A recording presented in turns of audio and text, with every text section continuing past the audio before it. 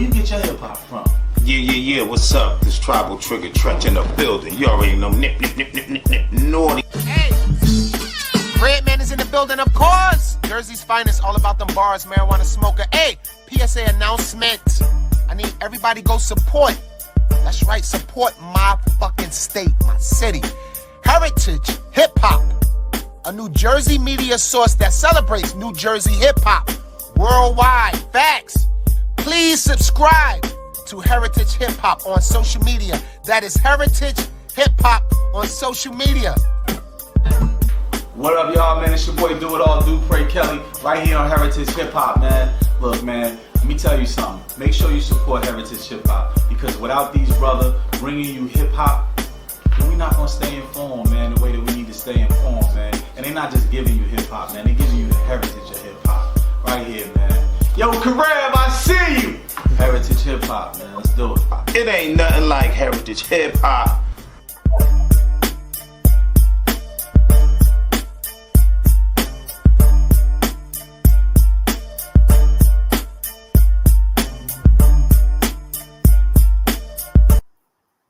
Hey, don't be surprised when Heritage Hip Hop pops up with some of the greatest names and the greatest music artists, people who are philosophers and in the community doing that work that the hip hop community needs. It is a pleasure to bring you the newest episode of the Heritage Hip Hop Podcast. Before we get to business, though, make sure you like, make sure you subscribe, make sure you share, make sure Heritage Hip Hop is everywhere you go, because it is. I want you to join us on our journey. Today, we have a prolific mind, a prolific architect that not only gave to the world with his hands, he gave to the world with his creativity, and now he's given to the world with his philosophy. I want to introduce you to one of the greatest heroes that your heroes look up to. Please introduce yourself to the people. Peace, y'all. I am the Groovematic movement. That's big. I'm a movement, man. You know what I'm saying? Triple threat, DJ, writer, producer, teacher, and A&R. A few other things too, you know what I'm saying? That's beautiful, man, because one thing about hip-hop, right? Hip-hop is a culture. Oh, yeah. People say that, but they don't understand what that means. What does hip-hop culture mean to you as you define it? I mean, it's a whole lifestyle and a mind state also, you know. Like, you know, they say it's deeper than rap. You know what I'm saying? It's so much deeper than that. And like I said, the mind state, like, you know, how you move, how you think, how you conduct yourself, it's so much more than the music. You know what I'm saying? So I've been doing it. I've been in the culture since 76, and I'm still, so do the math. Do the math on that, and I'm still active. It's not like, you know, it's not like you know, a lot of cats from my era is retired, you know what I'm saying? Been retired for like 20, 30 years. I'm still active, DJing, teaching, A&R, so many different things, man. So hip hop is my life, man. It's not just music, man. It's just like I said, one of the most important things I'm trying to do is teach the today's generation about the foundation of hip hop. And let's not forget, you know, the founders who created this thing. People act like everybody's dead. A lot of them are still around, and we must salute them and we must acknowledge them. That's one of the most important things that I'm doing, so that today's generation don't forget about my big homies, you know what I'm saying, which are the creators of the culture. All right, so then let's start from there. I want to take this interview from an appreciative standpoint to a philosophical, academic standpoint. Yeah. What was hip hop when you first saw it or witnessed or got introduced to it? 1976 summer. I was seven years old. I was in summer camp. So, you know, I had seen like my camp counselors were like teenagers. So I seen them like huddling around and whispering, like you could feel the electricity in the air. Something was going on. I just didn't know what. You You know what I'm saying? I'm watching my counselors and they talking and they in little huddles. I'm like, what's going on? Come to find out maybe a few weeks later, it was hip hop. You know what I'm saying? They was in their little ciphers and they was talking about it. It was brand new. So when I first seen it, I fell in love with it off top because, you know, it was based around the breakdown of the records, like the breakdown, the break of the records. And I was already a drummer. So I'm already a music dude, even as a little kid. And I knew how to drum naturally. So I was already a percussion dude. So when hip hop first hit, it's based around the drum. So I'm like, this is for me. You know what I'm saying? Like I already drum. I already love music. I'm playing records as a little kid. So I attached to it like immediately, head first, day one. So I knew I was going to do it for the rest of my life. And back in those early days, a running narrative was, I don't know if you're old enough to remember, but the narrative about early hip hop is just a fad. That what everybody said, the adults. Oh, it's just a phase. It's not going to be around long. That's everybody was saying that. It's just a fad. It's just a phase. But for us, it was something for us, for the youth, because teenagers created it. Teenagers created this whole culture. This $1 trillion business today is created by Black teenagers in New York. You know what I'm saying? The youth. So it was rebellious music. So it gave the youth something to call our own. Like, this is us. No outsiders can tell us. We make all the rules. You know what I'm saying? So we didn't have no outside interference. And another thing I talk about when I teach, that those years from 75 to 79, before records came out, right? Curtis Blow and Chuck D was just on Hot 97 a few months ago, and they talked about the spirit of hip hop. From 75 to 79, there was no outside influence. It was just all us. There was no records yet. Everything was on tape, and the culture was growing every day. Those are the prime years of hip hop before outsiders came in. And that was the most glorious, the most creative, the most authentic time of hip hop, because there was no outside influences, no record labels, no school system, no adults, no nothing, just us. That's like the movement of the people, like the Black Panther Party. That's like the Nation of Islam when it first came in, you know. Movement. It was a movement. Like it was so organic, right? Because it's developing every day, every week. There's a new breakbeat. There's a new dance. There's a new rhyme. There's a new rapper. There's a new song. There's a new way to dance. There's a new way to wear your hat. New gear. Just imagine this thing is growing pretty much every week, from ground zero to every week is growing, and is getting more. It's developing new ideas, creativity. You know what I'm saying? New sneaker, fat laces, name belt, all these accessories. It was a culture, so it wasn't just music. It's everything, from the way we talk to, you know, a whole culture, a whole movement. That's dope. Where were you exactly when you heard this and you had to count? I'm from the suburbs of New York. I'm from the outside, so you know, Westchester County. I'm from Rockland County, which is right next to that. So we like 20 minutes from the Bronx. You know what I'm saying? So where I grew up is straight suburbs. You know what I'm saying? It's like nice trees, low crime, like it's very middle class. You know what I'm saying?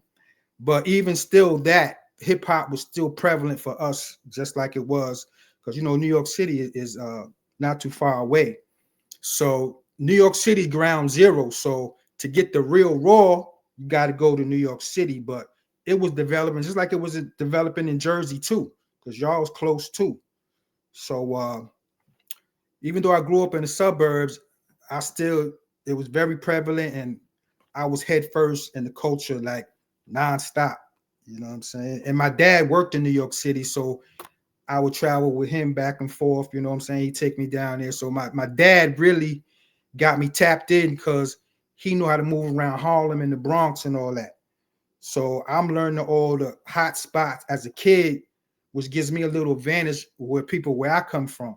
Because, you know, I knew the record spots. I knew where to get the sneakers. I knew where to get the the Timbs or the Bally's or whatever, you know what I'm saying? So hip hop was my whole my whole crew, man. It was just a whole youth movement, you know what I'm saying? Whole youth movement. I think my camera froze up on. Oh, I can't even hear you, bro. Hold on. Can you hear me? Yeah, I get you perfectly. Okay, I hear you now. Yeah, everything is cool. Oh, We'll yeah. keep going.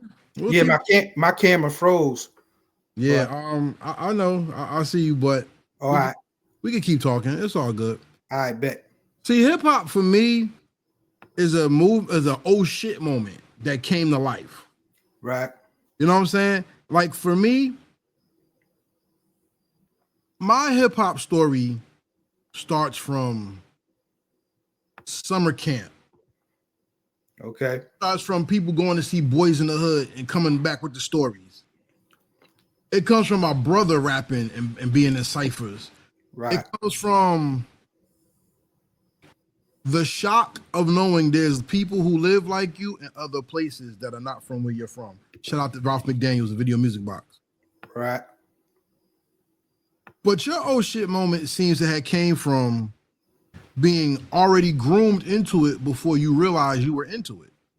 What was your realization moment that made you be like, yo, this is me? Like you said drumming, but drumming led you to something that made you the man when you talked about getting the sneakers and going to the spots. There was something there that was intricate to make the connection that the drumming, the spots, and everything culminates into you. Do you remember that moment? I mean, I was pretty much there from day one, you know what I'm saying? When the whole hip hop was like a brand new baby when I heard it, 1976. So cats wasn't even rapping yet in 76. They still was doing the simplistic, you know, basically like, you know, hosting the parties and, you know, the MC, you know what I'm saying? So there wasn't even the rhymes were still nursery rhymes, like Jack and Jill went up the hill to have a little fun. You know what I'm saying? Like from that era. So I pretty much knew from the beginning because, like I said, I was already into music. So, you know, from as a kid, 2, 3, 4, 5, 6, 7, I was already into music. So when 76 hit and this type of music came, I was like, yo, this is for me because, like I said, I was already attracted to breakdown. I was listening to breakdowns and songs before hip hop as a kid. So when hip hop hit, I'm like, oh, this is me right here. You know what I'm saying? And so, you know, I naturally progressed into being a DJ, but, you know, equipment was very expensive back in that era. You know what I'm saying? So I didn't start DJing until I started at 10, but I didn't get my own turntables till 12, 1982. So when you say what was that moment, pretty much when I first heard it, you know what I'm saying? Like everybody was it wasn't just me, all of us. The kids, it was a youth movement. So everybody was into this new thing because it was brand new. You got to think nothing like this had been done before. You know, kids didn't have black kids didn't have a movement. We listened to our parents' music, which was like, you know, James Brown, Parliament Funkadelic, or the OJs, or, you know, we grooving in the Marvin Gaye as kids. You know what I'm saying? So when hip hop came, this was for us. You know what I'm saying? This was our thing. That's interesting to me because the precursor to hip hop in the black community was soul, funk, and disco music. Right, disco too. Right. So then for somebody to take the break beat and make something new, not only was hip hop the movement, but it also was counterculture and a shock to the system. Right. So with hip hop being called a fad, it was like, because you got to think, hip hop was birthed out of pain and bred out of envy. Because a lot of people were envious that the younger people found their voice and was taking the city, the identity, the economics by storm. Because now people dressed a certain way, people spoke a certain way, different types of fashion came out to differentiate yourself from the normal culture. Right. It was counterculture, like you said. Right. So as hip hop goes there, and you're getting, and now you have your turntables. Right. What was the feeling that you got when you realized the music changed and now the music could be produced on a cultural or societal level. Yeah, we was finding our voice, and like you said, it was hip hop was rebellious music. It was like young kids, like for instance, like we did everything anti-system. We wear our hats to the back. You know what I'm saying? We was wearing our sneakers with no laces. You know what I'm saying? We was putting paint on our t-shirts.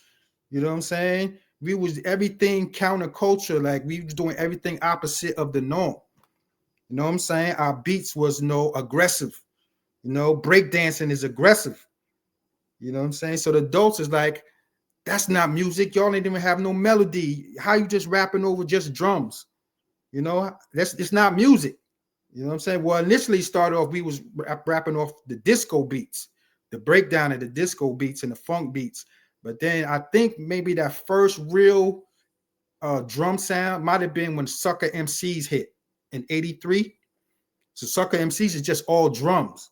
You know what I'm saying? That's when hip hop was finding our sound. Well, at first we taking our parents' music. Now we developing our own sound. So we just wanted to have our own thing, which we did. And it was, you got to think about the genius. It's created by teenagers. You know what I'm saying? How ingenious is that? It's a revolution, Right, in society. So let's talk about the evolution of the revolution, which right. was, you said, we talked about counterculture. How counterculture was it for a rap group to come out and call themselves the kings of rock?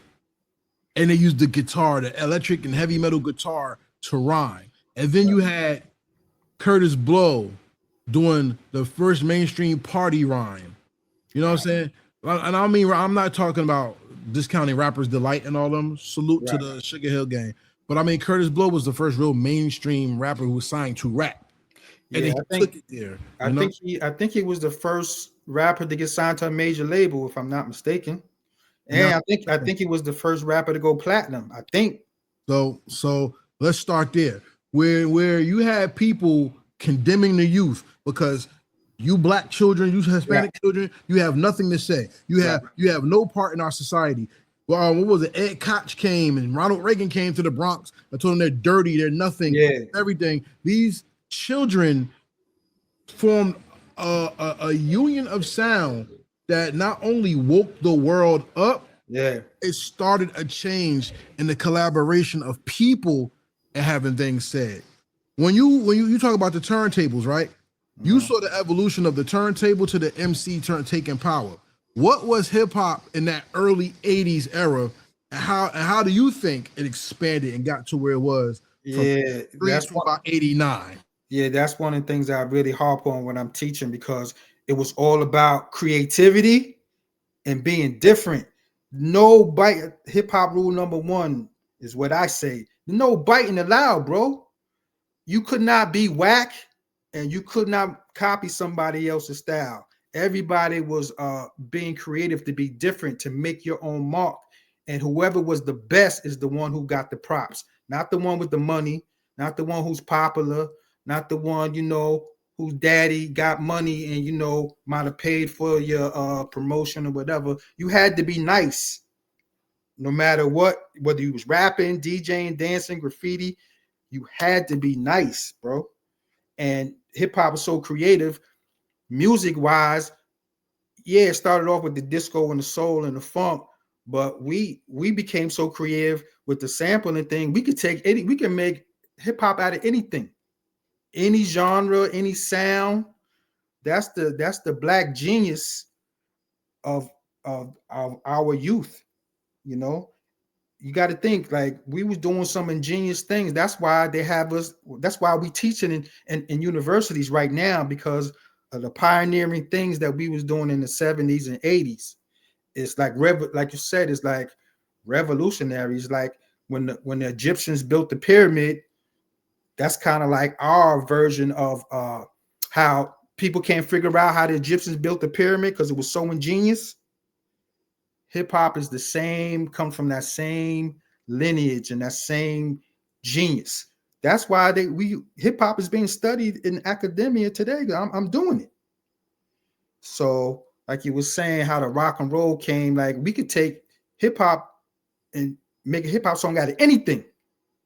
A sound, waterfall, lightning, somebody screaming, a animal sound, and we could flip it and chop it. And just think how ingenious that is. How ingenious is that somebody figured out, we're gonna say Grand Wizard Theodore, take a record and rub it back and forth, create a sound, and now that's a whole new genre that was created this came from his mind. That's genius. Grand Wizard Theodore is still alive. DJing is a $1 billion business today because we were ingenious, we were smart enough and creative to create a whole new way of doing music, turning turntables into an instrument. That's brilliant. See, people downplay hip hop like it's just some ghetto music thing. No, if you think about it, the whole creation, evolution of it is ingenious, bro. Well, let's take that to the next level. You still with me? Yeah. Let's take that to the next level. I believe hip hop is not a genre of music. I believe it's our connection to God, the Most High. Period. Yeah. Everything around about it reflects either the spirit or the physical body that we live in, right? Yeah. So if hip hop, the message of hip hop was the gospel, to me, the prophets of hip hop were the DJs, not the MCs. Okay. Because MCs got people to pay attention with their words, but if the beat is garbage, nobody's going to listen. Right. You know what I'm saying? And even when reading and coming to understanding your story, you were in the military and then you were deployed and you got to DJ overseas. Yeah. Tell me about the overseas reaction to the music and what the oh shit moment was for people who are not on American soil that you experienced yourself. I bet. So hip hop was still it was new overseas. A couple of cats had been over there, but it wasn't popping in overseas yet. Still fairly new. So when I got there, my roommate, who happened to be the person when I got to Germany, my roommate just happened to be from New York, which is crazy. And guess what? He just happened to be a DJ. And he just happened to have turntables in his room as soon as I touched down in Germany. I'm like, are you kidding me? You know what I'm saying? Because I was in Station, Texas before that. And this is like, what, 88 or something? So I wasn't able to bring my turntables to Texas when I was there. But when I got to Germany, turntables is actually there. Boom. So I hit the ground running immediately. You know what I'm saying? My man put me onto all the spots where he was DJing at. And anybody will tell you that the crowd overseas, they have a different type of appreciation for hip hop than Americans do. Like they love it on a whole nother level. You know what I'm saying? I guess because, it wasn't created there and they don't take it for advantage. Like, so you got super duper uber fans overseas. That's why so many rappers go overseas and tour, because the fans is different. So you got to think about it. This is 88 and I'm going, we used to DJ at German clubs, and the German clubs, we be playing hip hop, you know what I'm saying? And it would literally be all black soldiers and all German women. Just imagine that. Because there really wasn't too many black women in the service overseas. They were very limited. So it was just black clubs be filled with German women and black guys. So I was doing turntablism over there. Hip hop is fairly new. So I'm cutting backwards. I'm jumping on top of the turntables. I'm cutting between my legs and all kinds of crazy stuff. They never seen that before. So I was a rock star over there. My name started popping. And I started DJing at all the German clubs, and my name got so hot. An older DJ who was in the army, a master sergeant, he heard about me. He used to play at all the clubs, all the military installations all over Germany. So he took me under his wing, and now I'm traveling every weekend to different German clubs all over Germany. You know what I'm saying? Every weekend. And I was dope. So I was kind of like a star at the beginning of the forefront, because I kind of helped push hip hop in the military installations in Germany in the late 80s, like 88 and 89, 90. So they really love hip hop. So I was really getting it in over there. And it was dope because I'm like, yo, when I get back home, I could be like a real DJ, or I could, hip hop was emerging in America with Public Enemy and all that stuff and EPMD. So hip hop was growing. So I seen there was a chance that I could really do this hip hop once I got out the military. That's what I did. So talk to me about that, because you made your name for yourself. The culture was able to not only take a kid who loved music, it's from his homeland, it took him overseas and showed people who didn't know our culture there was something new and brilliant about us. But with eyes come a reputation, and with reputations come opportunities. Tell me about the opportunities that came from you as you continue DJing and you got really well known. Yeah, so I was popping over there, but I didn't plan on staying there. So when my time was up and I came back home, I came back to New York, got a job and all that. And just I was about to settle in and just be like a regular dude, even though the hip hop thing was still in me. And, I still was DJing when I came home. My cousin went to Howard University, and I used to visit him when I was in the Army. When I would going home to visit, I'll shoot to DC because Howard was really popping in, the late 80s and the early 90s. Howard University is like the mecca of HBCUs back then. So my cousin going to Howard, he's calling me while I'm in the Army, telling me everything that's going on. Like, I remember he called me. There was a big riot at Virginia Beach, like 1988. So I'm in Germany, and my cousin's like, yo, we was at Virginia Beach, and the cops came. Like, this is part of the hip hop movement.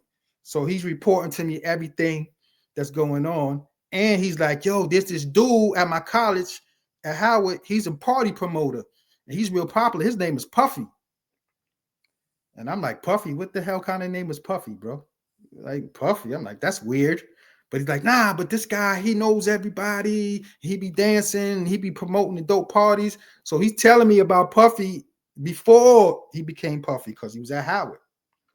So I get out the Army. Then there's he's like, my cousin always keeping me tapped in. He's like, yo, there's a group who just got signed here on campus. They're looking for a DJ. They're having auditions. He's like, Tone, nobody can mess with you down here in DC. Like, you better know all these cats. You need to come down here and audition. So reluctantly, I was putting it off, and I finally did it. Went down to DC, auditioned for these dudes for a group called Two Kings in a Cypher. Two Kings, some people know, some people don't.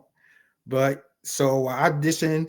They put me in the group. We at Howard University, and so we started working on the album. So we was the first people out of Howard University to get a record deal. And hip hop was kind of new in DC. So we was rock stars on campus, and we was rock stars in DC, and BET was located in DC at that time before I went to New York. So, that was my introduction to the music industry. Like, I come home from the Army 6 months later, I got a record deal. So things kept moving from there, you know what I mean? Shout out to Two Kings in the Cypher, D-Dot and Amin Ra. You know about them, huh? Oh, your history. You better. We moving on them. Kings are people too. Oh, you seen the video? Yeah, I know all that. I got the music. You see me? You see me in the video rapping? And moving on them. No, Kings of People too. No, I didn't see that. Yeah, I just know the song. I didn't see the video. I didn't even know I had a video. I just know the song. Yeah. So, okay. Some more history. We could get into that maybe another day. But we was working on a second album, and we had about 6 tracks recorded. We never got a chance to put it out, but that's a whole nother story. We had a Q-Tip producing on the album, Busta Rhymes, Grand Poobah, Marley Marl, Skeff Anselm, a young Chucky. You know about Skeff, right? Skeff Anselm, he gets props too. Shout out to Skeff. And a young Chucky Thompson before he blew up. He was still a teenager in DC. So that's a whole nother show. Two Kings in the album, Two Kings in the Cypher second album, and I got some unreleased tracks never played. You know what I'm saying? So we may be able to, do some world premiere things over here one day. That would be fire. Because, I mean, I wanted to talk to you about that part because you just said something very interesting. DC is known for go-go music. Right. Shout out to my DMV family. Shout out to my man Japreen Magnetic down there. Right. And the go-go music, they got that bop. Nah. And it wasn't until hip-hop broke go-go music up north. Oh yeah. You know what I'm saying?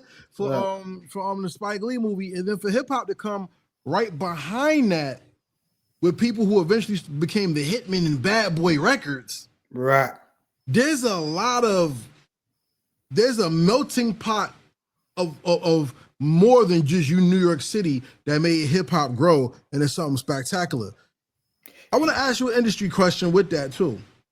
Real quick. There was a so that New York and DC thing was a beautiful thing. You know what I'm saying? So we embrace go-go. Go-go's dope to me, you know what I'm saying? And you had few rappers who made go-go, like Salt and Pepper, Shake That Thing, Kid and Play, roll and roll with Kid and Play now. You know what I'm saying? So one of the hottest scratch break beats is Pump Me Up. It's by Trouble Funk. The go-go group. Pump Me Up is go-go. So there's a correlation between hip-hop and New York and DC, because a lot of cats used to hustle in DC. Then you had a lot of us cats who went to Howard University. So New York had a big presence down in DC. So I love DC, man. The DMV was dope, man. They embraced us, man. And we embraced them, because that's one thing I hate about what they do to hip hop nowadays. They try to make hip hop. I mean, of course, regionality is important, but if it's a culture, it's universal, which means even though it's different in some places, there's still a connection, an identity, and a respect that's there. And it seems like people have been trying to just destroy the respect in hip hop to make regions go to war with each other. How do you feel? Those are the outsiders. You know what I'm saying? The people who are not a part of our culture. There's too many of them people in here, man. That's why I started teaching, man. Because I was seeing cats starting to teach, right? And I'm looking at these people and I'm like, these cats is not a part of our culture. How are you teaching hip hop if you can't do anything in the culture? Not just musically, like rap. You can't rap, you can't DJ, you don't produce, and you don't even know all the facts, and you're not of the culture. How can you teach something that you're not a part of? Only way they get in their facts is from the internet and from books or TVs or movies. How can you be teaching that, like person like me? I'm offended, bro, because you're appropriating my culture. You know what I'm saying? And then when you're teaching, a lot of the stuff that you're saying it ain't right, because I know, because I was there for a lot of it. So that's the only reason why I started teaching. I'm like, bro, I'm gonna have to, you know what I'm saying? I gotta start teaching, man. So more of us, people of the culture, are teaching our culture, not other people. And that's important because you have a lot to talk about. Because think about it. Me, I'm gonna give you something about me. I look at hip hop from an appreciation, not a fan standpoint. Because there's people I'm a fan of, but when it comes to your people, it's more than about being a fan. It's more about being respectful and a griot of our culture. Facts. Not somebody who wants to be cool. Right. You know too many of them. Yeah, I don't really care to be cool. I really don't. What I care about is what's our legacy and how do we protect our people moving forward? I'm trying to figure it out, bro. We have to get them people out of our culture, man, respectfully. Or if they're going to be in the culture, they have to embrace the people who are of the culture, because those type of people, they got the budgets for the big platforms. They got the budgets in these universities. They got the budget for these big festivals they have all over the world. They got the budget for the endorsement with Nike and ESPN and this, right? And then these companies will have a hip hop department, and they got like people who are not of the culture. Like, you ever seen like a whack ass hip hop commercial, and you know, like, nobody from my culture made that. These people got to bring the people, the authentic people in. So if you want, because you know they want to be cool, they want to be like us, like you said, they want to be cool because you know hip hop is for the cool. Like in you know those early days, the cool people did it. Now there's too many people just in it who don't belong. So we got to get the people like Jazzy J, you know what I'm saying? People like Grand Wizard Theodore, people like Shy Rock, people like Rodney C.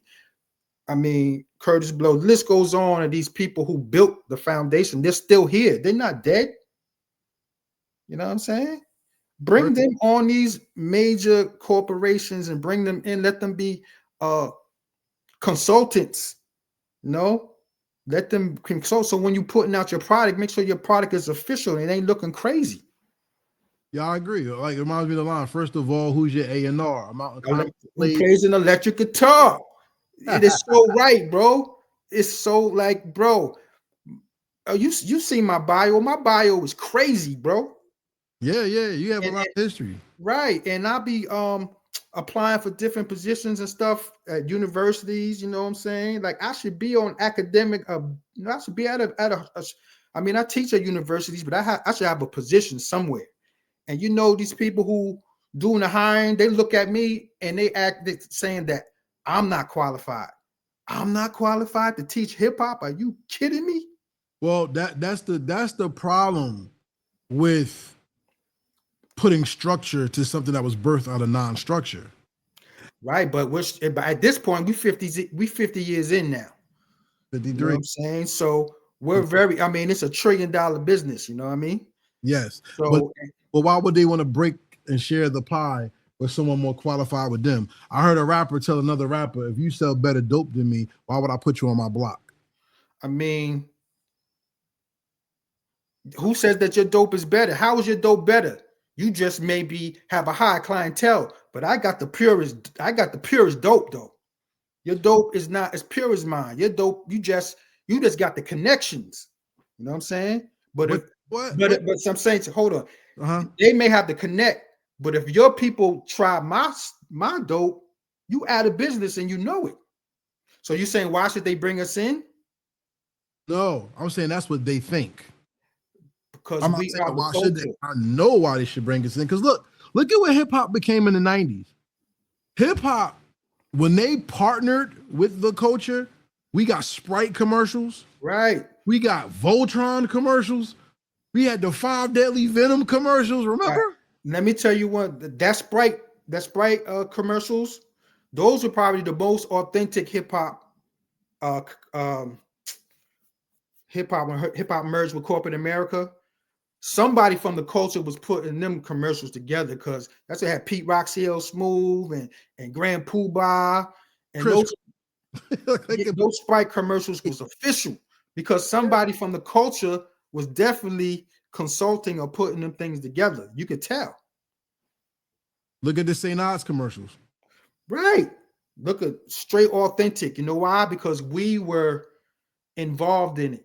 You can't teach hip hop culture in colleges and not have the people who created it in there teaching it.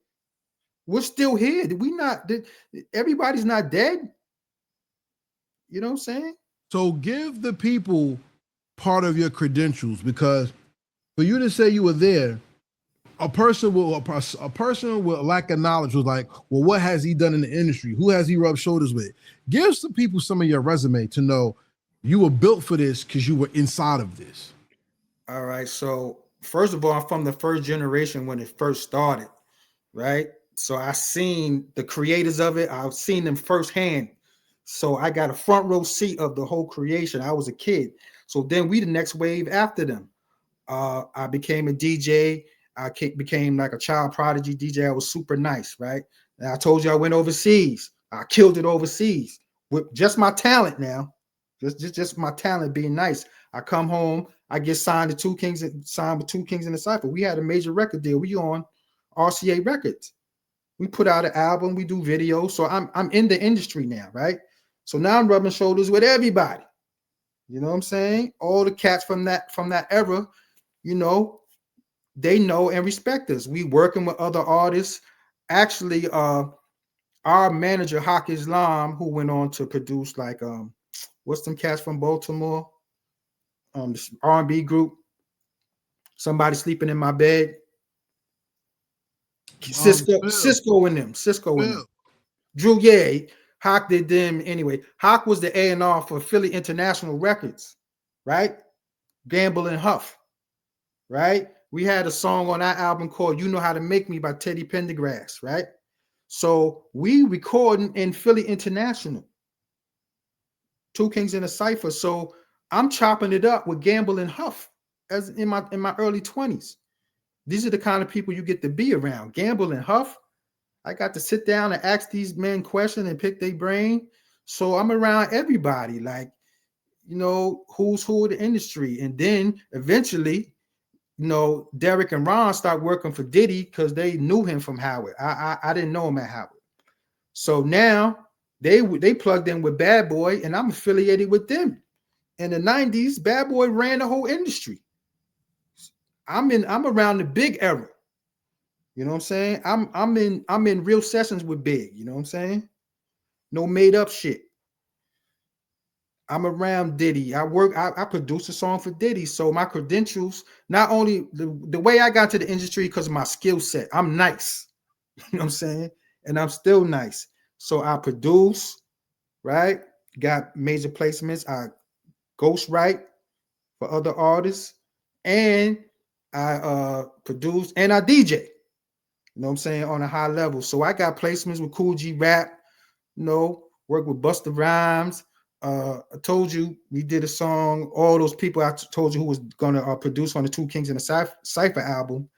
So I can name drop all day. You know what I'm saying? I can name drop, and I don't have to do that because I can stand on my skill set.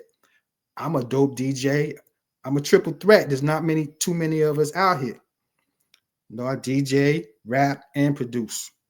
So I stand on my skill set. You know what I'm saying? That's what gets me work still today, like 40, 50 years later.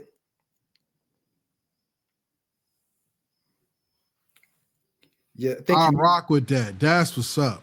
That's fine.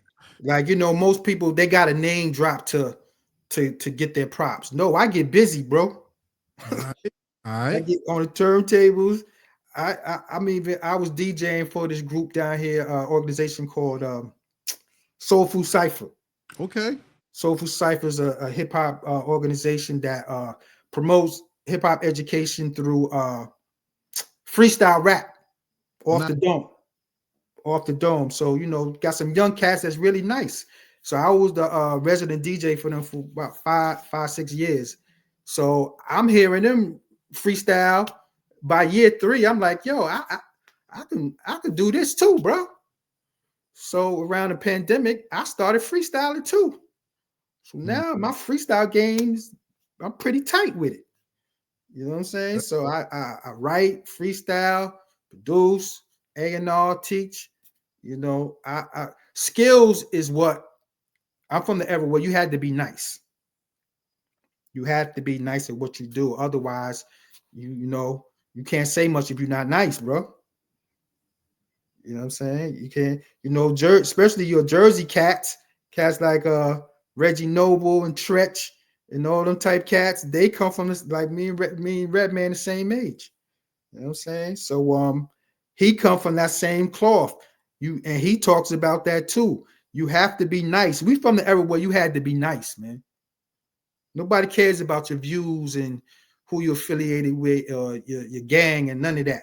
Gang is not going. You had to be nice to get on stage and get the mic. You know what? We're going to stop right there and go to a little break. All right. You could come on, you could drop out and whatever, and come back into the room to see if it fixes your camera. Ladies and gentlemen, we will be right back. Now that you heard that he teaches, we're going to turn and talk about the importance of the academia of hip hop to pass the culture on to the next generation successfully. Stay tuned. We'll be right back.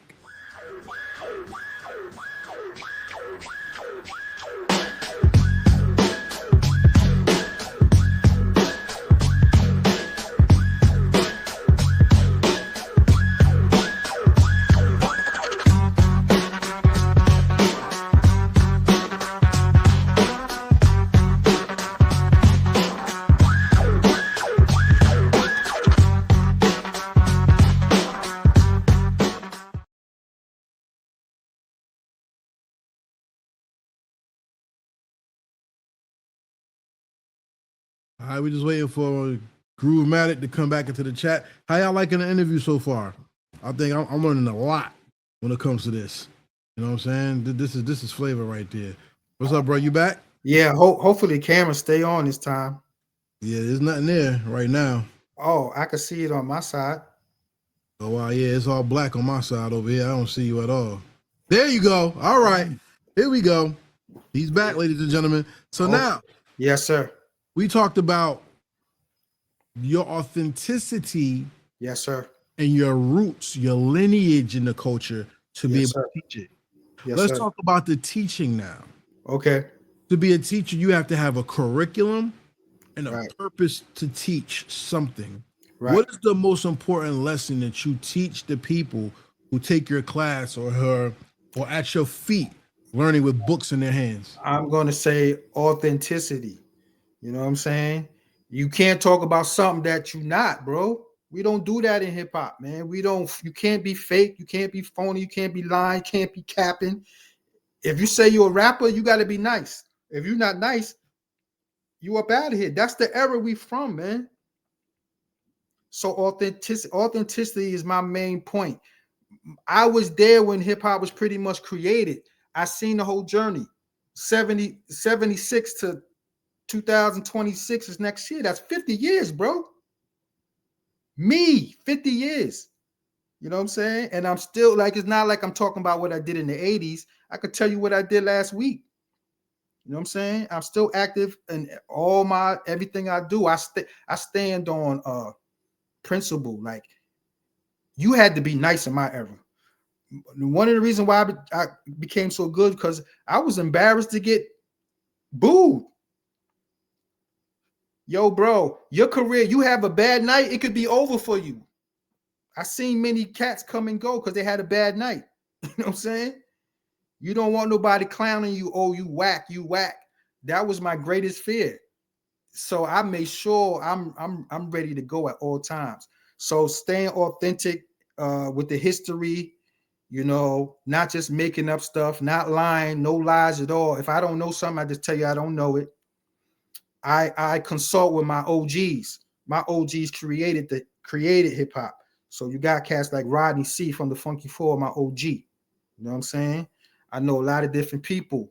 A lot of cats from my neighborhood, even in Nye, you know, the pioneers, you know what I'm saying? I called them because they was older than me. So they was in the club. They was in Harlem World. Most cats don't even know about Harlem World, B. They don't know about the Fever. You know what I'm saying? They don't know about these Latin Quarters. But even, Latin Quarters became in the 80s. But I'm saying like those first hip hop clubs where hip hop started. I'm asking these cats, yo, how did this happen? You know, when did this come about? You know, blah, blah. I'm asking direct questions. I'm not just getting it from the internet or reading something. You know what I'm saying? But I'm a statistician, so I was paying attention to everything anyway. I'm running around New York City as a kid, 11, 12 years old, just to see what's going on. So that's what in my classes I teach the authenticity of how it really happened. I stand on authenticity and I stand on acknowledging the people who created the culture, and I stand on skill set. Skill set is everything. That's what separates the hot cats from the whack cats. Nobody cares if you got $1 million, you got a nice car, or you got a lot of girls, or you sold drugs, or you went to jail. Are you nice? Can you rap? Can you DJ? Can you break dance? What do you do, bro? Maybe you are a lawyer. Maybe you're entertainment. Maybe you're nice with the lawyer skills. Maybe you're nice with politicking and making deals. Hip hop as a culture is not just music. Maybe, you know, you are the stylist, you know, maybe you the security. You know, all the different jobs that come out of hip hop, bro. Oh yeah, look, I got one. You know what I'm saying? Podcasting is, you know, that's a part of the culture now. Yeah, a major part.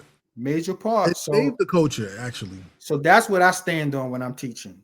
Authenticity, and you got to be nice, bro. And I don't just talk it. I bring my turntables to the class. Nice. I'm in the class doing turntablism. Nice. So wait a minute. Let's pull back a little bit because we're gonna go too far. What up? As a teacher, I wanna go from the teacher. I want to go from the participant to this teacher, to the scholar part of you. Right. Because a lot of people think of hip hop, especially nowadays, and when you say rapper, it's another way of saying the N-word. When you say hip hop star, it's another way of saying N-word. It's not about recognizing the legitimacy and greatness of a person's skill set anymore. So I want to ask you, by you knowing that, right, what is the greatest thing you taught a student, and what is the greatest thing you learned from your students? I don't know if I could say one particular thing is the greatest. I really bring it the awareness.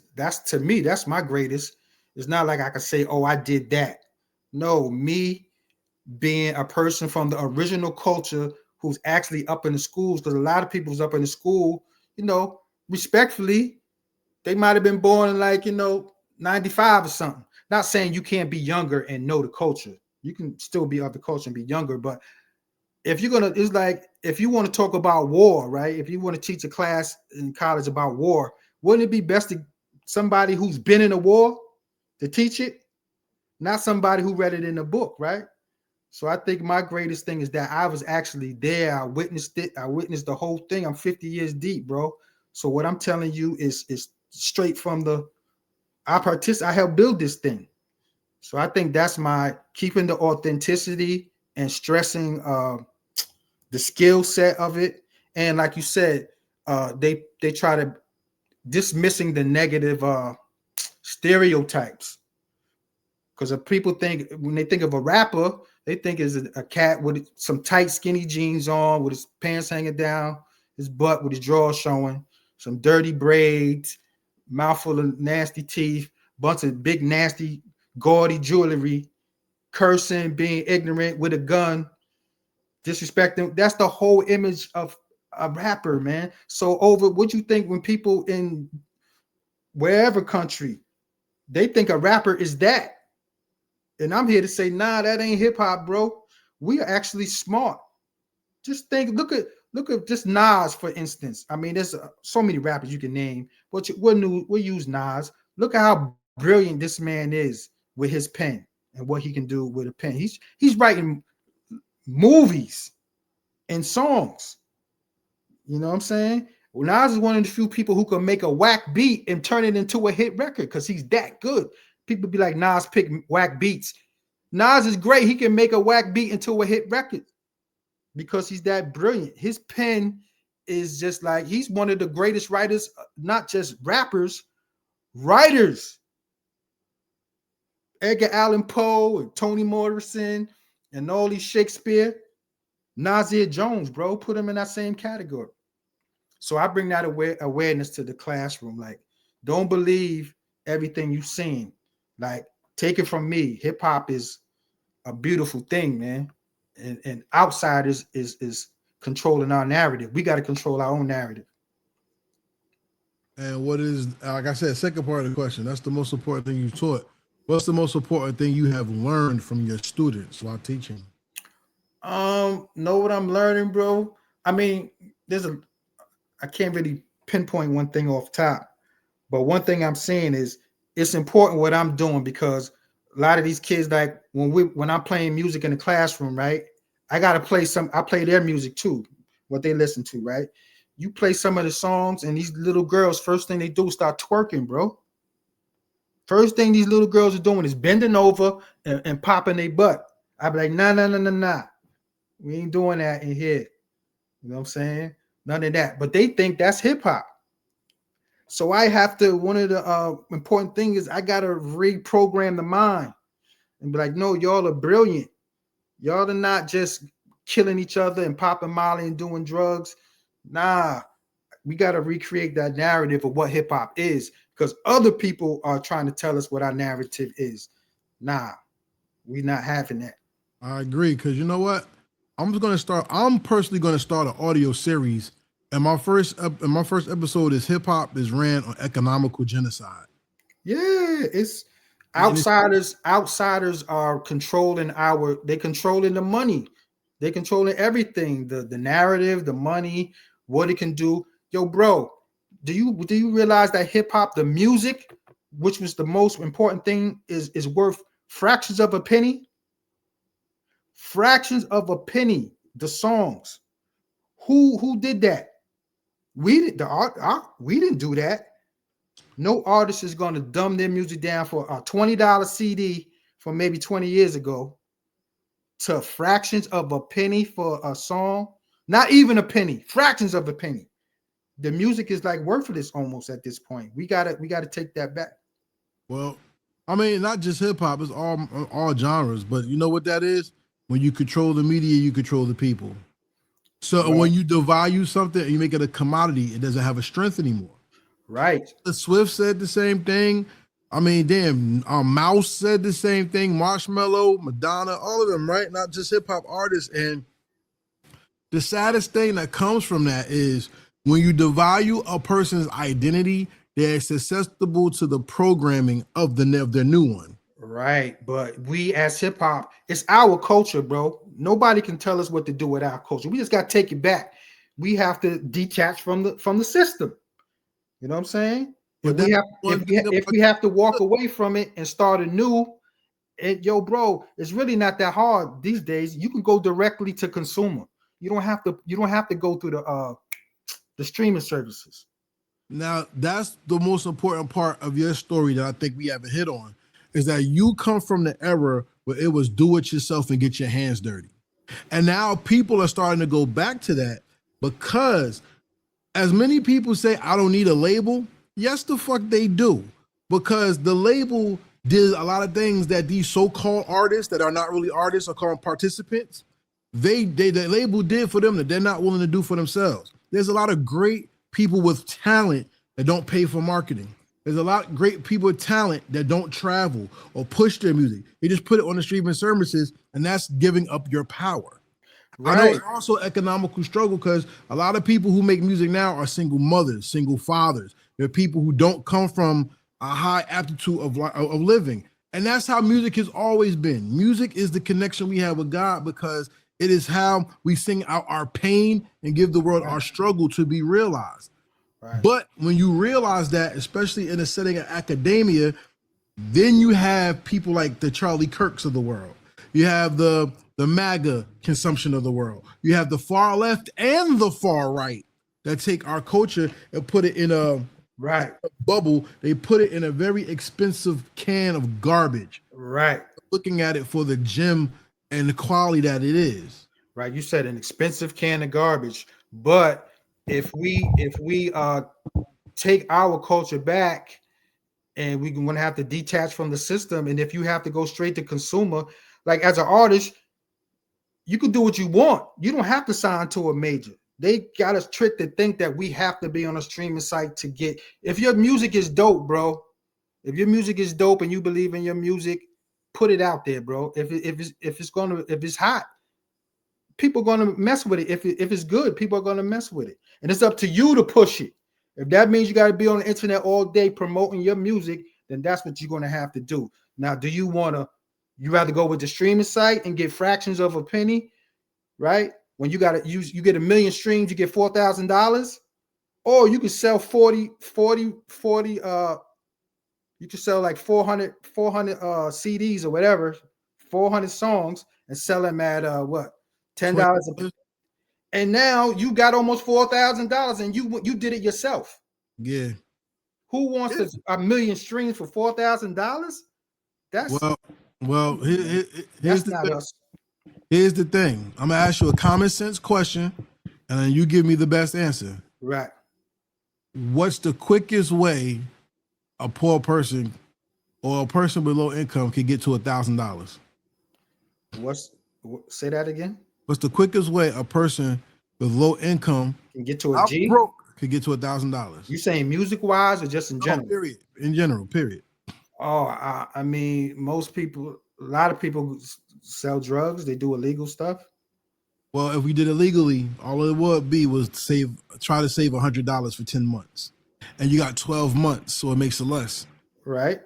So part of it is financial awareness and economic awareness. And invest in yourself. You can't be looking for somebody to give you a deal or give you a budget to do this. You're gonna have to, if you believe in like me, I'm not interested in doing music no more. I may A&R somebody else's project, but I would never go to at this point, bro, do it yourself, man. Put it on your website, sell it for $10 or whatever you want to sell it for.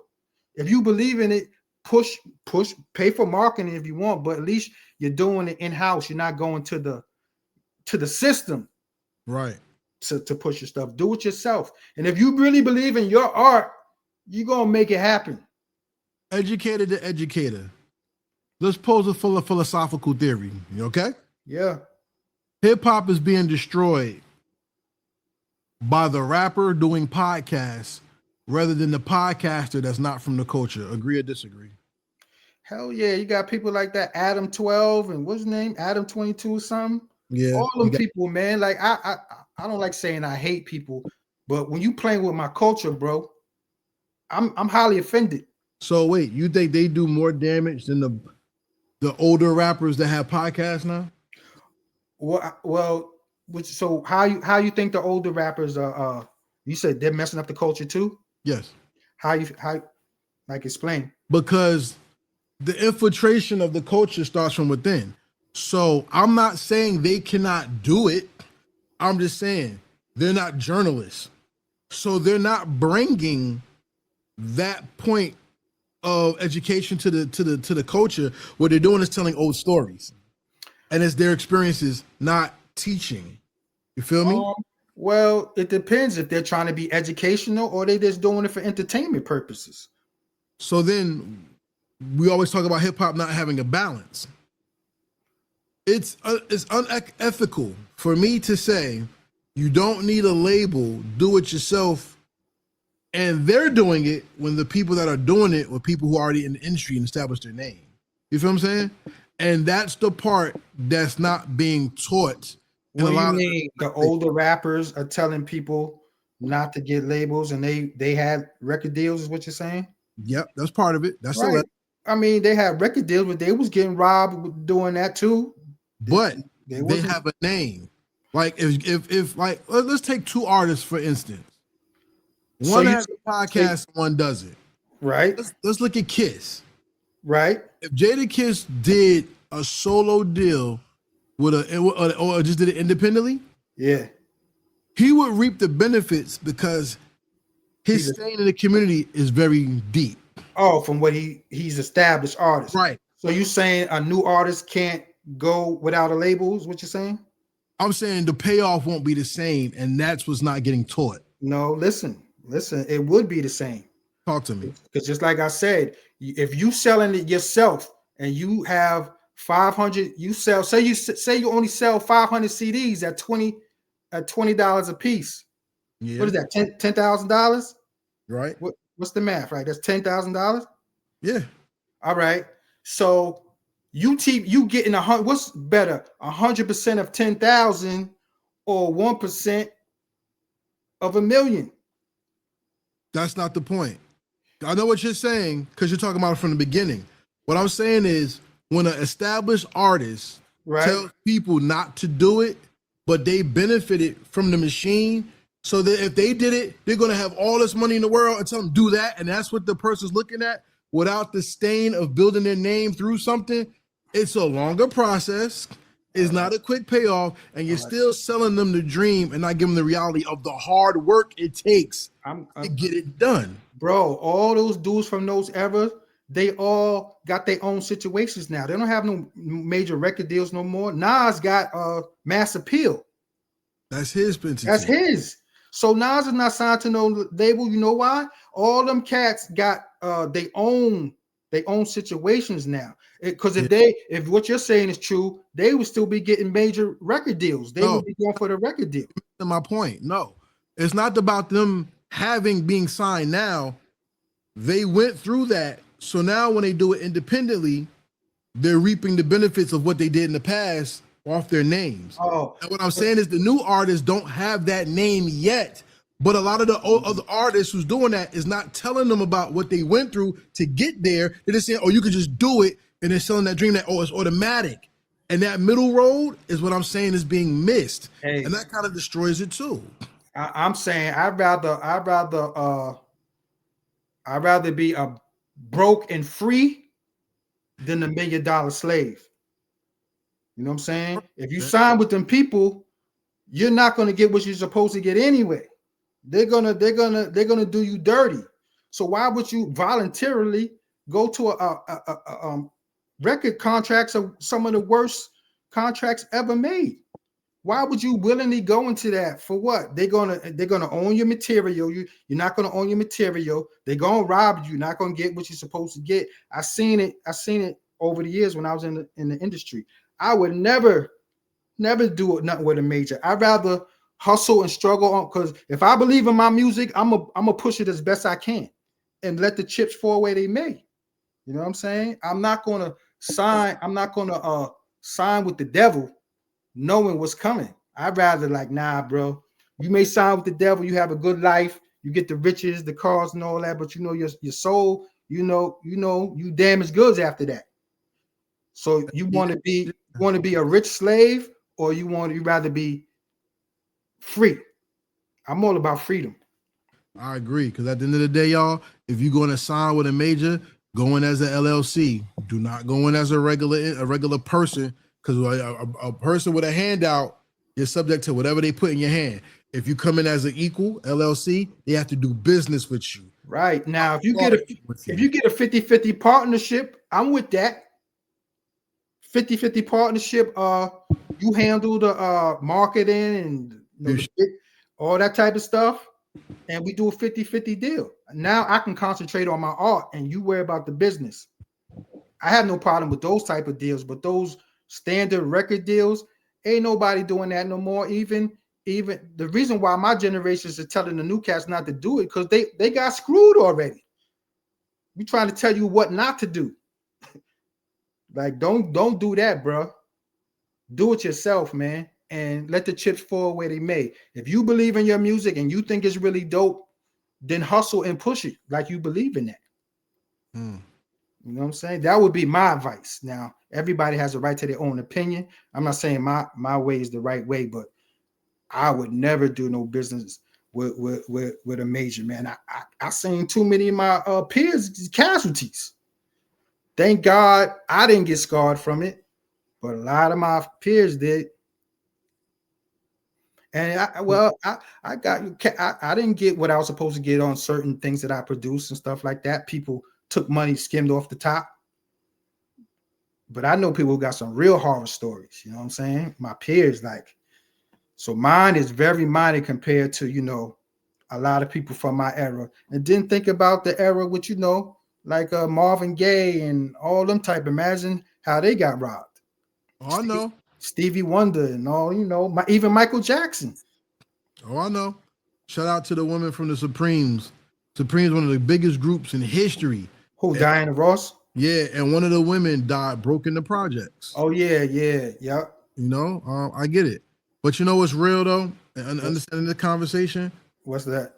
That's the part of academic hip-hop that I feel needs to be taught.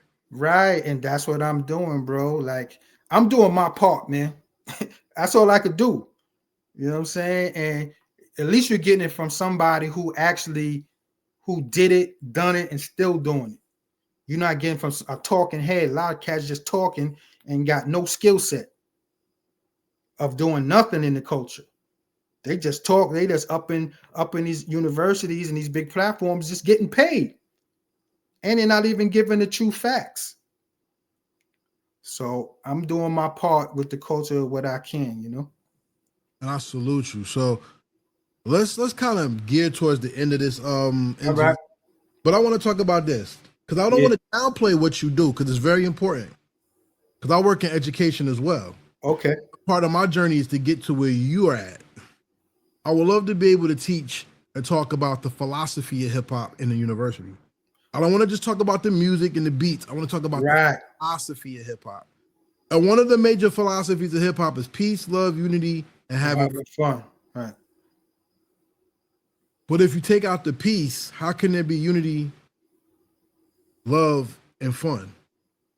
And with hip hop today, we've seen hip hop change over the decades to become a movement from the people to a corporate entity used to become the tool of genocide to hurt the established. It's murder music, man. Not only that, it turned the parents against the children, and now it turned the children into the heads of society. Like, yo, when in society, especially with our people, when have we had to be scared of the kids? Or somebody dropped the ball, man. When the government got into it. That's the problem. Still, at the end of the day, you're responsible for your kids. So every individual is responsible for their kids. And these kids is like, these kids is like almost they're like demons out here, man. The little girls, like, bro, how can I be teaching hip hop? That's another thing that you're talking about, the philosophy.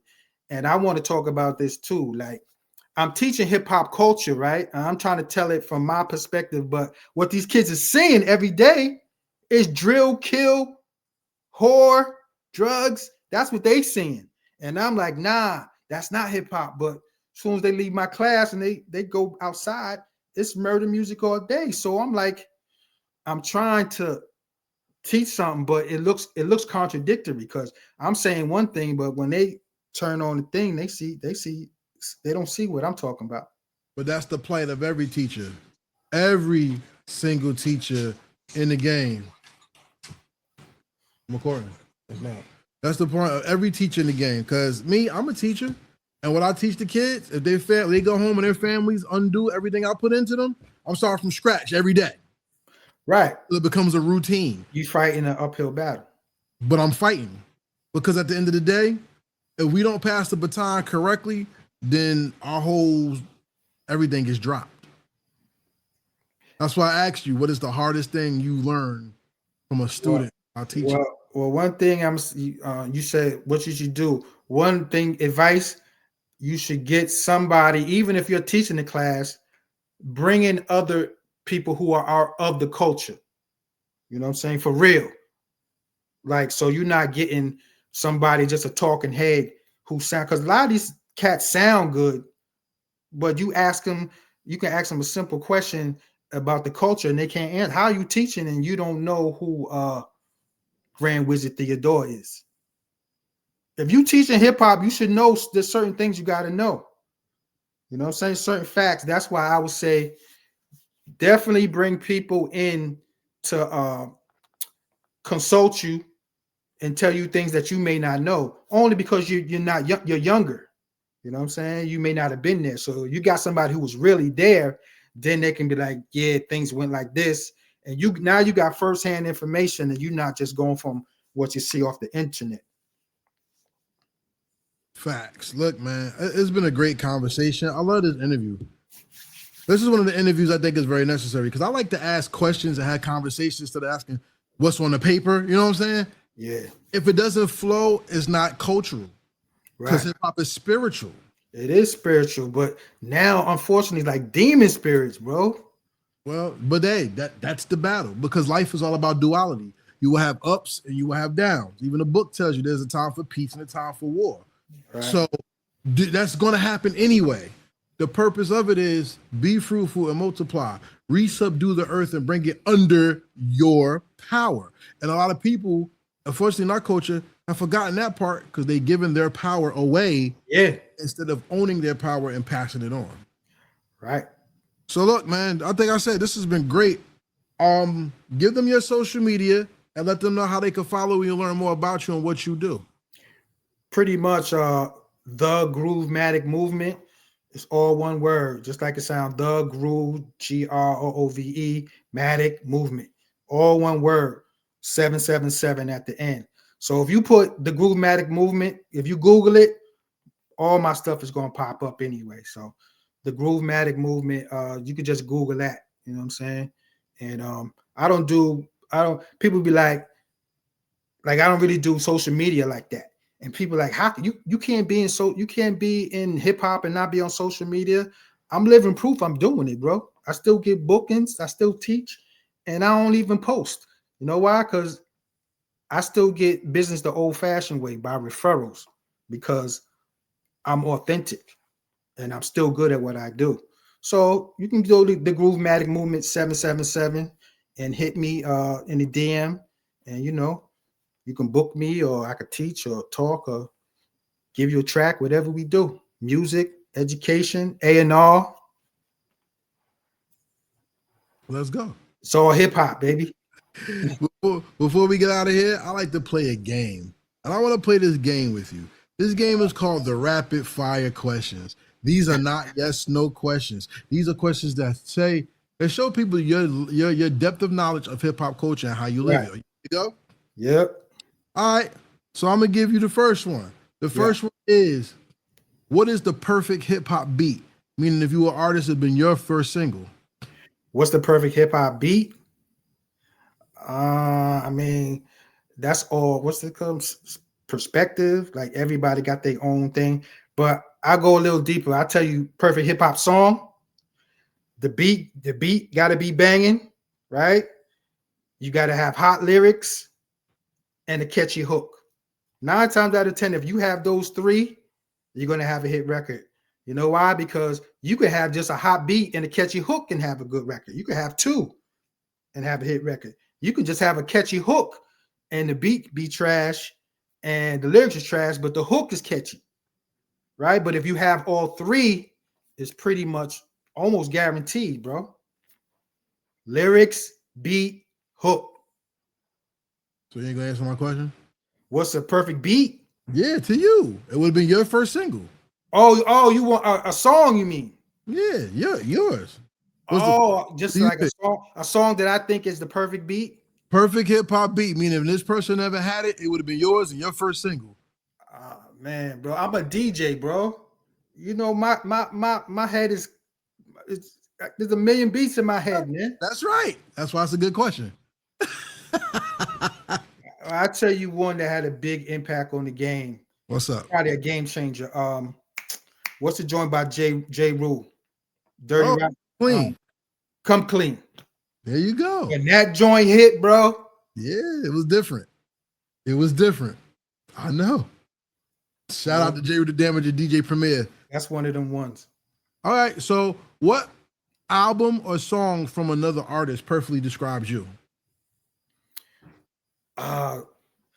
It has to be hip hop or just period? No, period. Yeah, that Marvin Gaye joint, Hear My Dear. Okay. I'm going over people's head a little bit. Hear My Dear, you got to listen to that joint all the way through. Marvin had to make that song when he got divorced from his first wife. Mm-hmm. Instead of giving her a settlement, he had to make an album and give all proceeds to her, right? Mm-hmm. And it's called Hear My Dear. And the music on that album is phenomenal because Marvin pouring out his soul. So once again, the beat, the music is beautiful, the lyrics is beautiful, and the hooks are infectious, and they're all talking about his divorce. So Hear My Dear. Okay, that's deep. I'm gonna give you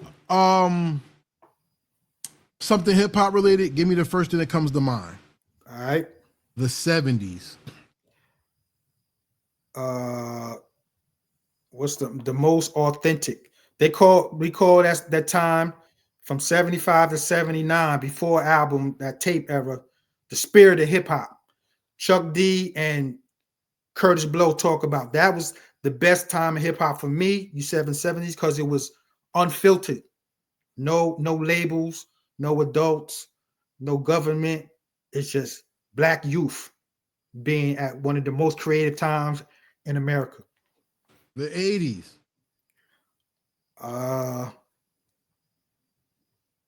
You said what you want? One word or something, or describe it? Describe it. To describe 80s was dope because hip hop it wasn't in the 70s, hip hop was the baby. Now hip hop, let's say, is a teenager. So hip hop is starting to feel itself. You know what I'm saying? We getting, people are starting to respect us. They tried to hold us down, but they can't. It's too dope. What we doing is too infectious. So even corporations have to see, oh my God, what are these people doing, man? This stuff is really good. So the hip hop is like the coming out party for hip hop to the world. because it was just a New York thing. By the 80s, everybody knows about it. The 90s. 90s was dope. Oh, 90s is when the money came into hip hop. So cats is becoming millionaires, regular dudes.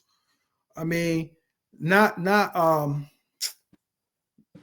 condoning anything that Puff did, but Puff made it, Diddy made it cool to be an entrepreneur. Young cats is becoming entrepreneurs now. It's not just about being a rapper. Like cats is getting businesses, business savvy, and becoming an entrepreneur. So that's like the beginning of the money era. Let's call it the money era for hip hop. The 2000s. 2000s got kind of weird. Hip hop was commercial now, and there's multi-millions in the game. And I think this is the early from 2000 to 2010. I think that's the shift when we handed hip hop over to the machine, which was the prophecy given in the 90s. We handed it because we were just worried about getting the bag. So we was just giving all our genius away to get a bag, because cats ain't used to becoming millionaires. So we gave the jewelry away for a low price. You know what I mean? You know what I'm saying? 2010s. That's the beginning of the end. For me, 2010 to where it is now, that's when we lost all our power by that point. Now you got all these weird people in control telling us what hip hop is and what it ain't. A lot of cats selling their catalogs. People who are not of the culture is running the culture now. That's when I started teaching in from 2010 to now. I started teaching because I seen my culture slipping away. 2020s. A lot of people trying to profit off that. The 50th 50 years of hip hop. Yeah, it was bittersweet because we had 50 years and look how far we came, but a lot of the orchestration of it wasn't us. It was other people telling us what we gonna do and how we gonna do it and everything. The drill, kill, murder music, horror music, it's prevalent now. So we fighting for our culture, but there's a resurgence coming back right now. Yes, there is. Hip hop is going for a civil war, and that's what I wanted to ask you next. Yes, it is, and we about to take it back. That's what I want to ask you now, especially when the OGs are coming out and speaking up. Raekwon just said how we got to stop this sucker shit and call it hip hop, and that's been a sentiment that is gaining more and more traction because a lot of young kids now in their teens and 20s are now asking about 90s hip hop more. Right. So what is your hope for the 2030s more and moving forward? You know what? We got to take it back because it ain't just Raekwon. Ghostface came out recently, said the same thing. Eric Sherman says something. Redman says something. Like it's the momentum. I see the momentum shifting. You know what I'm saying? And the cats who created it are now recognizing we have to do something. We can't just sit back and let our ship sink like this. So there's a big resurgence coming, and you can hear it in the lyrics. You know what I'm saying? Even a lot of the young cats is getting lyrical now. The mumble rap is on its way out, bro. Cats want some, like you said, the young cats is, we in these schools teaching about the 90s and the 80s and the 70s, the real hip hop. And yo, man, I got little kids in classes cutting break beats, bro, on turntables. Fire. On turntables. So it's the resurgence is coming. It's almost here. Babylon is falling, and we got to take back control of our thing because it's ours. Let's end this with three more. Let's do three more. All right. Let's do a throwaway. How did you like being on Heritage Hip Hop, or would you recommend this to anybody else? Nah, see, this is what I've been looking for to talk about, and I really like talking. How old are you? 46. I like talking to cats younger than me who get it though. You know what I'm saying? Who want to get some knowledge, who are knowledgeable about the culture for real and not just trying to get a bag. Everything is a bag. I'm chasing a bag. I love these conversations because, you know, I want to, like, I have to give, I can't keep all this information to myself. I got to give it away. So I'm not really a talkative person, but I talk about hip hop all day. So I love these type of platforms. I still got a whole ton of knowledge and stories to talk about, you know. So, you know, I could be recurring guests if you want, because there's a whole lot more we could talk about. And I love these type of platforms where the real knowledge and education. We ain't just gossiping about who killed who shot who got a bag. We're talking about building this thing, and keeping the culture going.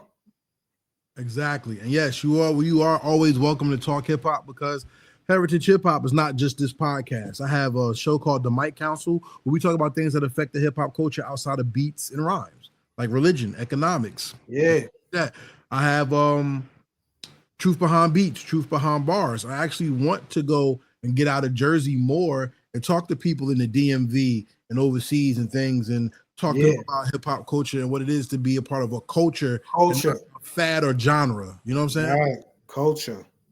All right. Second question towards the end. Yes, sir. I'm gonna ask you, since you've seen hip hop from its infancy, to its identity, right? What are the 5, in your opinion, 5 most important albums to drop from hip hop? You mean to get rid of? No. What are the 5 most important albums that dropped out of hip hop culture? Oh, bro, like, respectfully, I'm a hip hop educator, right? So I can't be limited to 5. You know what I'm saying? That's like putting me in the box. Yeah, that's all I got. You know what I'm saying? Because I look at hip hop for different things. You know what I'm saying?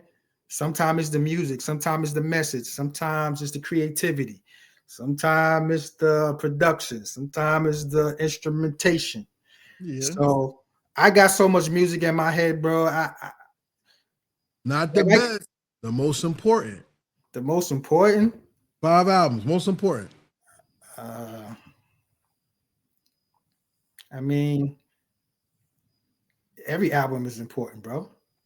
Yeah, only need 5 because it's subjective. But I say, all right, one would be what's KRS's one?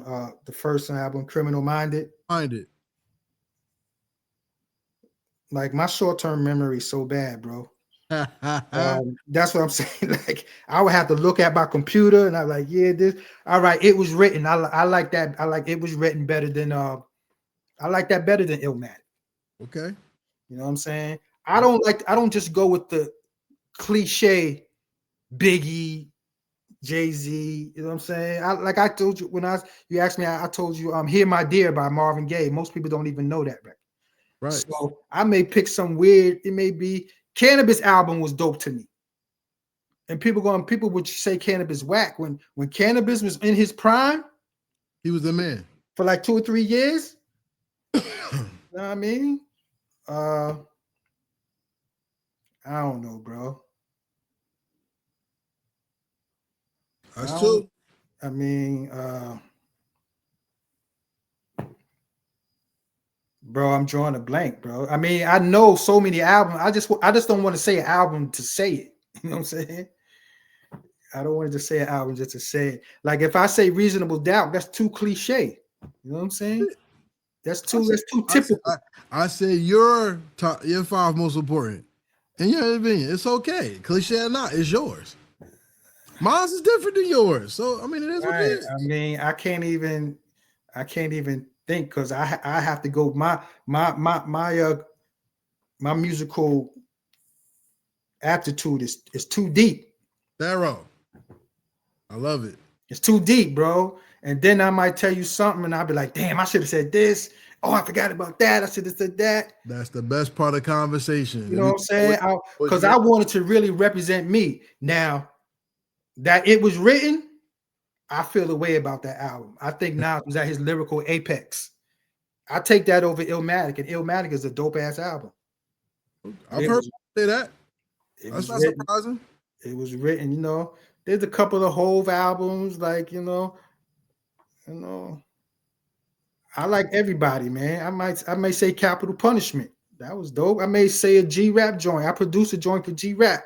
I was on the Root to Evil album. Yeah, talk about it. You know what I'm saying? I produced for a legendary dude. You know what I'm saying? Yeah, talk about it. I just saw G-Rap 25 a piece. I got him on my channel. Yeah, G-Rap is that's a conversation too when I hit the session I had with him.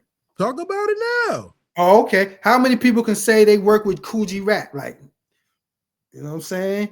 For me, like I'm a fan, bro. I was listening to his album, you know what I'm saying? No, might have been in high school, 86. I graduated in 86. So we used to sit in the car and just listen to G-Rap's album like in amazement.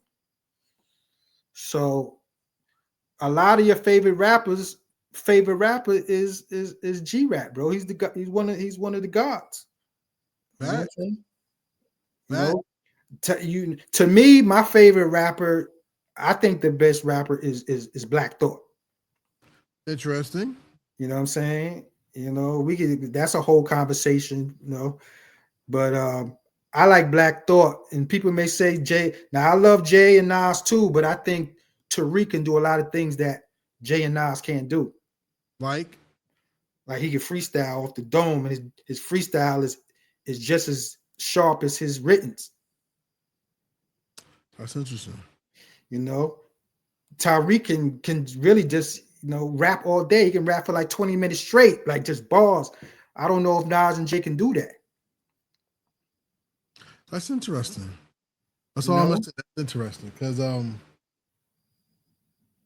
I will say this: not every great is great at everything. Right, and so, Tariq is one of them ones who's kind of good at.